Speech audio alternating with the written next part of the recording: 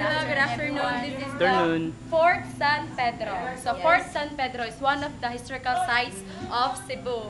So kanang daghang tourist nga moanhi to see historical place like this, Fort San Pedro. Fort San Pedro is kuan siya sa una watchtower. So muna siyang watchtower sa mga kuan sa mga Indios or Filipinos. O kani mo na siya sa una kuan. Una na siya made of wood. So, ang kani siyang watchtower to see kanang enemies or ano yung mga picture. So magatang sila nganhi from the coast nga naanay kuan. So nasa diri ang foundation of Cebu.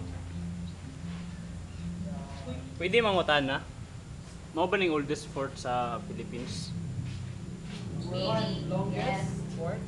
Oldest? Oldest. Diri ang foundation.